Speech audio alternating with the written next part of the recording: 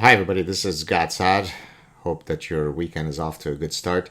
I wasn't planning on posting a sad truth clip today, but as often happens, something in the world takes place that requires that I drop everything and weigh in. So here we are. I came across the following tweet from the luminary Alyssa Milano. Many of you remember her from the show Who's the Boss? So this is what she wrote on July 30th. We live in a world, and now this is capitalized for emphasis, where Joe Rogan's podcast has triple the listeners as mine. Double exclamation points, and then no longer capitalized, dear God. So let me read it again. We live in a world where Joe Rogan's podcast has tripled the listeners as mine, dear God. Basically, she's saying, how could it be that Joe Rogan could have more listeners than me? Okay, so then I wrote back to her. This is on Twitter, and then I posted on all my social media. As someone who has appeared on Joe Rogan's platform on numerous occasions, let me enlighten you, Alyssa Milano. He has 10 trillion times your followers because he is open is capitalized, to speaking with a very broad range of individuals, not a sterile echo chamber. That was my reply. So let me just add a bit to that. If I remember correctly, the first time that I appeared on Joe's show was in 2014, and I think I've appeared 6 times so far. And what is absolutely wonderful when one appears on Joe's show is that the conversations are very organic. You might think that you're starting the conversation to tackle points A, B, and C, but then we move to points X, Y, Z. So not only is Joe someone who is open to having a broad range of people, broad range in the sense that, for example, they could be from different political bents, but broad range in that they could be comedians who every second word is F this and F that, or it could be actors, or it could be very, very accomplished scientists and philosophers. It could be, all sorts of folks. In other words, this is very much, by the way, how the idea of how I started my show and the types of folks that I invite on my show. I've had, of course, scientists and philosophers and lawyers who defend freedom of speech, and anti-religion activists, and former terrorists who now have repented. In other words, all I care about is to have someone who is interesting with whom I could have a good conversation. Otherwise, I don't care who they are, as long as I think it's going to make for a enriching conversation, both for the two people who are having the conversation and for any viewers who might decide that they want to tune in and listen to the conversation.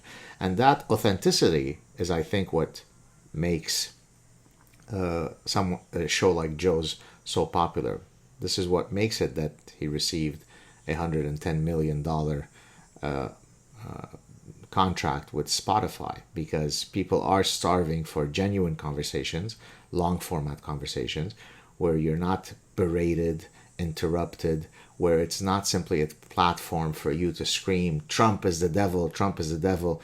So for Alyssa Milano to have so little self-insight that she's unable to identify reasons why Joe's show might be more popular than hers is simply a testament to how blind she is to the reality of what makes people interested in tuning into your show, right? And never mind how narcissistic it is to presume, you mean me, Alyssa Milano, doesn't have as many viewers as, that guy, Joe Rogan? By the way, in my forthcoming book, The Parasitic Mind, which please go out and pre-order it right away, I discuss a famous, if not infamous, incident that I had when I visited Stanford University, where the gentleman who took me out, a fellow professor, took me out to dinner, remarked that, I didn't know that you were such a celebrity and that you've appeared on Joe Rogan and so on. I said, well, yeah, Joe's great. To which he kind of in a very haughty manner, well, at Stanford we don't really support that. Support what exactly? going on shows like Joe Rogan and, doing research so that we can discuss it on Joe Rogan. To which I answered, well, it's not an either or proposition. You could do very serious research and appear on Joe Rogan. You appear on Joe Rogan, millions of people will listen to your ideas. Whereas when you publish a paper in a peer-reviewed journal, it is typically read by you, the editor, the two reviewers, and your mom.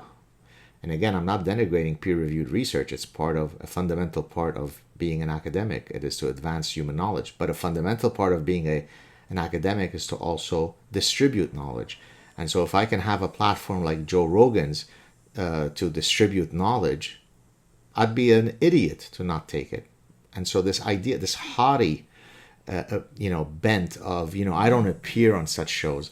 It's precisely what in the Parasitic Mind I refer to as the garage band effect. And so here you're getting a little preview, a little morsel from the Parasitic Mind. Go out and pre-order it now. So when I'm discussing this particular anecdote, I refer to the garage band effect as follows. If you are a starving band that plays in your garage in front of your mom and your girlfriend, then you're struggling for your art. You're a real artist. But if that same band then explodes into fame and starts playing at Wembley Stadium in front of 100,000 people and makes it to the top of the Billboard charts, well, then you're a sellout. How is that a sellout? I mean, you make music so that people can listen to it and enjoy it. But no, you're a sellout. You should have stayed in the obscurity and security of your garage. Typically, those who levy such positions are drowning in envy, right? So as an academic, I want to advance whichever fields of expertise that I specialize in, but I also want to make as many people as possible excited by what I do. And that's what a true, full academic should be pursuing, and yet so few do it. So to Alyssa Milano and to the rest of the elitist buffoons who think that they are too big to appear on Joe Rogan, you should be so lucky as to have access to such a platform, because ultimately we are in the business, we meaning professors certainly, are in the business of creating knowledge and spreading knowledge. And there are few platforms that are as powerful in spreading knowledge as much as Joe Rogan's platform. Love you, Joe. Keep doing what you're doing. And it wouldn't be a bad thing if a bit of the $110 million were sent to Professor Dr. Saad. Remember the Godfather. Cheers, everybody.